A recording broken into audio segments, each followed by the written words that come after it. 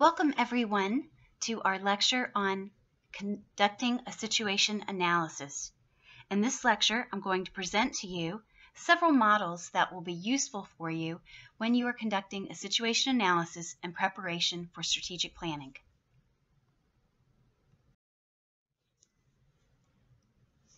Remember from our last lesson that our goal is to bring an offer to market. And what is an offer?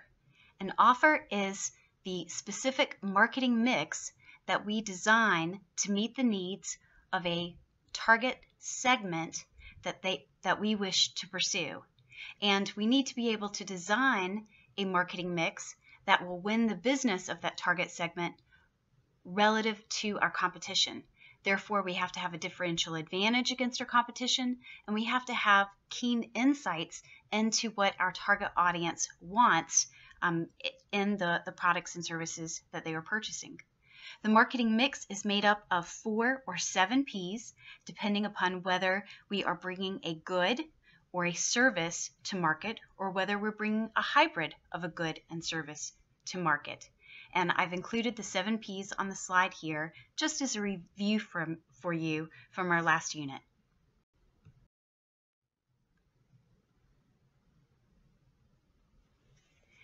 There are 4 key models that will help you in conducting a situation analysis.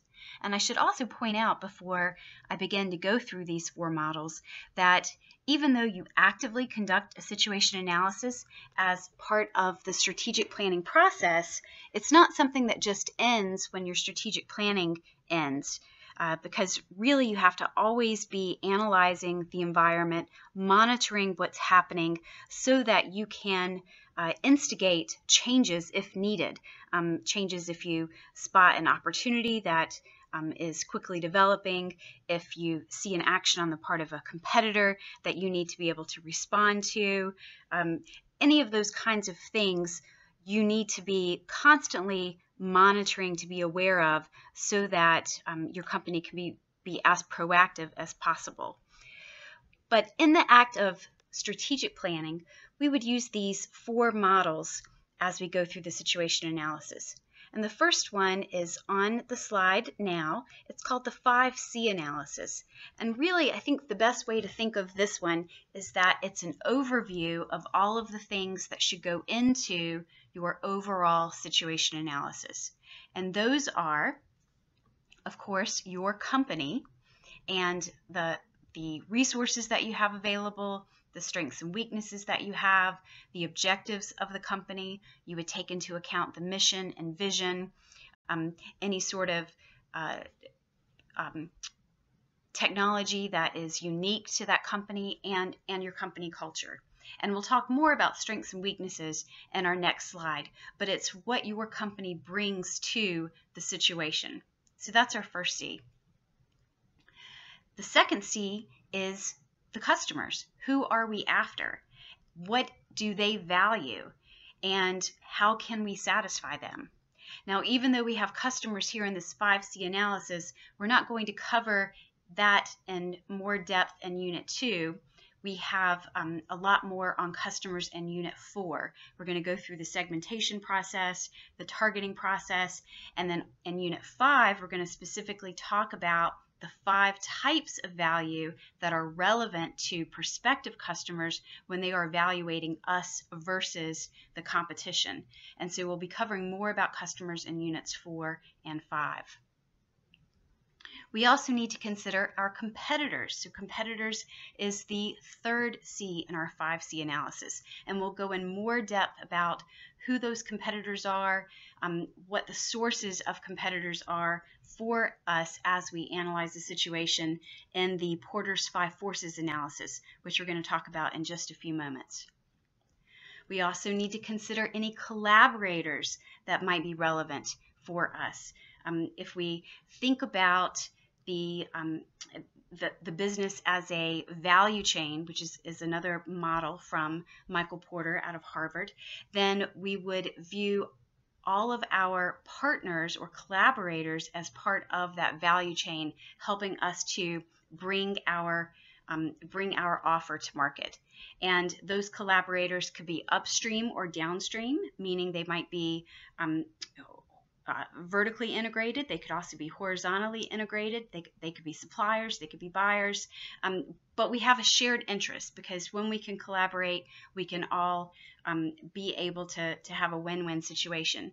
And so the access and the availability and the strengths of those collaborators can really be an important part of our situation analysis. And then the fifth C in the 5C analysis is climate. And this is our environmental context, and something that we're also going to talk about more specifically with a model that's dedicated to climate. So I like to view this 5C analysis as just setting the frame of the 5 key components that we need to consider as we are conducting our situation analysis.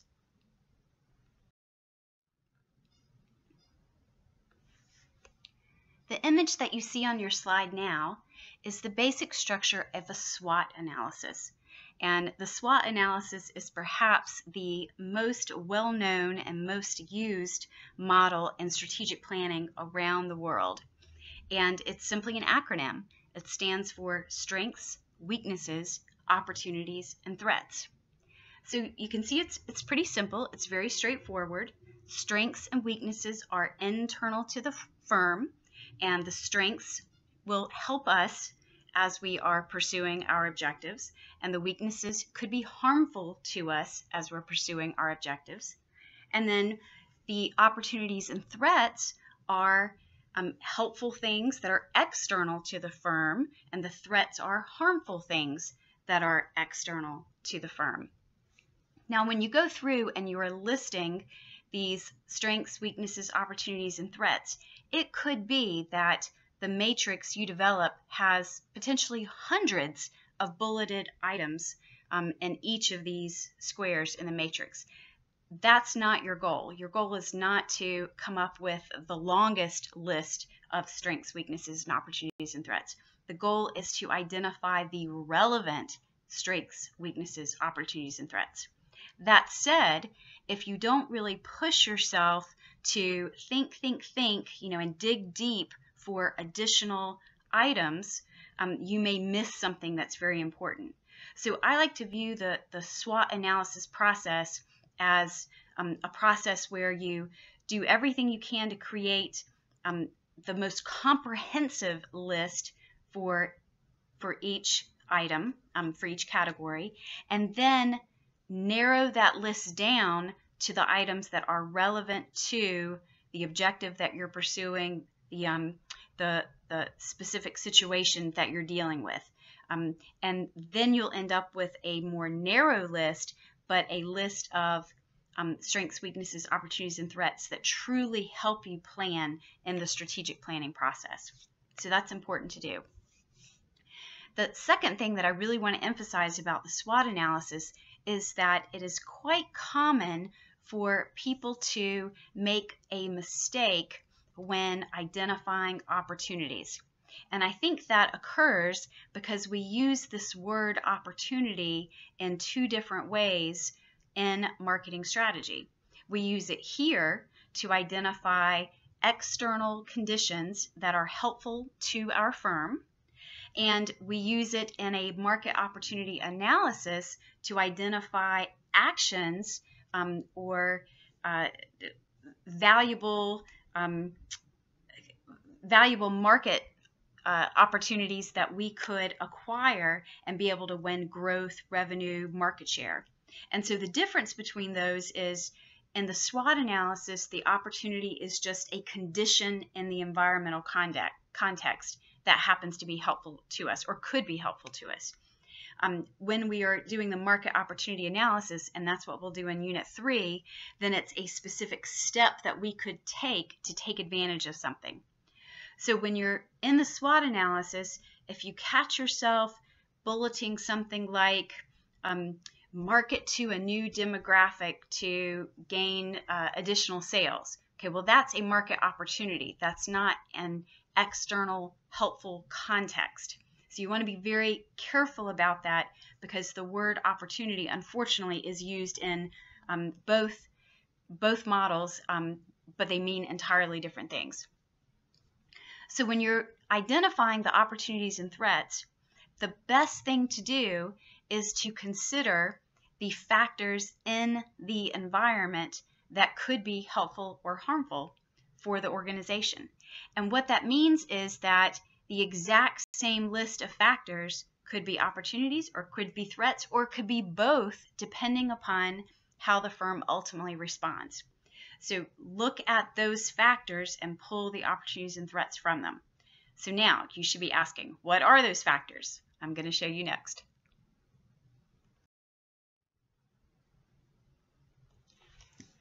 So in the last slide, I explained that opportunities and threats in the SWOT analysis are simply helpful and or harmful elements in our external context, the environmental context within which the firm is conducting the strategic planning. So how do we know what that environmental context is? Well, we can use the 6 macro environmental factors to help us identify those opportunities and threats. And those 6 factors are political, economic, social, technological, environmental, and legal. So in other words, are there political issues going on? Is there maybe a government where we might be considering exporting to is unstable, and so there are political concerns that we have there. Maybe there could be some changes in taxation or in import-export regulations or those kinds of things that come out of the political environment that we need to consider. When helpful, there are opportunities. When harmful, threats. Economic, very clear, any sort of financial considerations. It could be economic climate, it could be things like consumer confidence based on economic shifts. Again, when helpful, opportunity. When harmful, a threat. Social refers to the customer and the social cultural state of the marketplace that we are considering marketing to. And this would especially capture things like trends. For instance, right now it might be that if you're a company in the technology industry, that you're trying to consider how your products might incorporate wearables, because wearables are so common and so fashionable. That would be a social cultural component, and for that matter actually encompasses some of the next one as well, technological. And again, if there's a trend socially that's helpful, it's an opportunity. If it's harmful, it's a threat. This social one is really interesting because there is some element of predicting, of forecasting what kinds of things are happening. And I had mentioned in one of my comments when I was suggesting some ideas about the company that you choose for your project, to think about things like what kind of state would Levi's or other companies that produce jeans be in now that so many women are wearing yoga pants and leggings instead of jeans for their comfortable pant. That is a social context that directly impacts what a company like Levi's might do. The next one is technological. Again, so technological advances that could be helpful or harmful. Environmental components, and this might relate to sustainability issues. It could relate to a combination of environmental and social concerns for an area. It might relate to regulations that dictate certain behaviors on companies for protecting the environment and so on. And then lastly, legal concerns. Any specific laws, regulations. The pharmaceutical industry is a great example of an industry that really has to monitor the legal elements of the environment as potential threats. So whenever you're conducting that SWOT analysis in the opportunities and threats section, go first to this list of 6 factors figure out what's happening with respect to these 6 factors, and then those specific components, when helpful, go under O, when harmful, go under T. And that's really the easiest way to do it. And now we're at the last model that we're going to cover for conducting a situation analysis. And this model is Porter's 5 forces analysis. And remember, when we began today's lecture, I introduced the 5C analysis as the list of 5 C's that you want to cover in your situation analysis. And one of those C's was competitors. So Porter's 5 forces analysis helps us to identify 3 possible sources of competitors. So it's very important for that. And it also helps us to analyze 2 types of collaborators. So it helps us deal with the collaborator C analysis and the competitor C analysis. So the first issue of competition is the one that strategists most naturally go to, and that is, what is the rivalry among existing competitors? And you can see here in the image of the model that several possible variables that relate to existing rivalries are listed there to help you identify what kinds of issues might exist with existing competition. But existing competitors aren't the only source of competition. You could also have competition from substitutes. And in fact, that example that I talked to you about with the jeans versus yoga pants and leggings, the leggings are serving as a substitute for jeans. So it's not direct competition that's making companies like Levi's struggle. It's threat of substitutes that's creating that. And the variables that help you to identify how threatening those substitutes are is the relative price, the switching costs, and the buyer's propensity to substitute. And then there's one other potential source of competition, and that's the threat of new competitors, competitors that are not yet in the market but could be in the future. And for that, you need to anticipate how likely is it that new entrants will be coming into that market. One of the major things is to assess the capital requirements. Is it easy for companies to afford to enter this market? Do they have access to distribution? Could they gain economies of scale that would allow them to create a viable share of the market and capture a share of the market? And what's the likelihood that customers would switch from an existing competitor to one of these new entrants? So several variables that would help you to assess what is the likelihood of new entrants. So those 3 right in the center of this image are your 3 sources of competition. And what you're doing is asking what's the probability of new entrants, what's the extent of the threat of substitutes, and how vicious is the rivalry among the existing competitors. And part of the reason that you're doing this is because as you move into more specific decisions that you're making in the strategic planning process, you might look back to this specific analysis and make decisions that will help to protect your company. For instance, you might be able to increase switching costs for your customers to make it less likely that they would switch to the competitors. And actually, I just read an example of this a couple of days ago. Facebook has announced that Facebook Messenger is going to be able to act as a mobile phone Yellow Pages for people. So if you use Facebook Messenger, you won't have to leave Facebook to go, say, to Google and search for the phone number of a company. You'll be able to do it right from Messenger. And if that company has a chatbot in Messenger, you'll be able to order right from the chatbot. But at a minimum, you'll be able to make a voice call through Messenger to the company that you're trying to reach. Now, why would Facebook do that? Well, they would do that because that makes it less likely that you would switch to a competitor like WeChat, for instance, that might not have that type of service. The more value Facebook can give you in Messenger, the less likely you are to switch.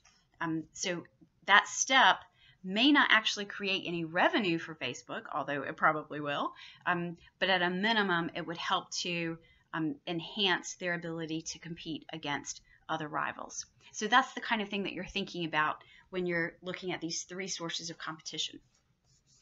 And then that other element that the Porter's Five Forces analysis helps us with is analyzing the collaborators, the possible collaborators that we might have. And remember, those can be upstream or downstream. So downstream, what is the power of our suppliers? Can we really be partners, or do they have so much power that we might be at a disadvantage with those suppliers? And if we're looking upstream, what is the power of our clients? And if we're selling to end consumers, that would be the power of end consumers, but it could be if we're a manufacturer that we're selling to retailers, and then it would be what is the power of those retailers. And so we're looking here to see how can we have more of a partnership, more collaboration, less of a situation that might be detrimental to us if the suppliers and or clients were to have more power than us. So all in all, as we go through this situation analysis, you will analyze the situation with respect to those 5 C's: the company, the customers, the competitors, the collaborators, and the environmental climate.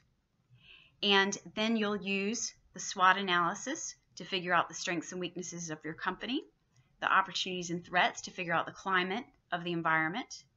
You'll use the PESTLE analysis to go through those 6 factors in the environment to be sure that your opportunities and threats considerations are complete. And then to assess the collaborators and competitors, you'll use the Porter's Five Forces analysis.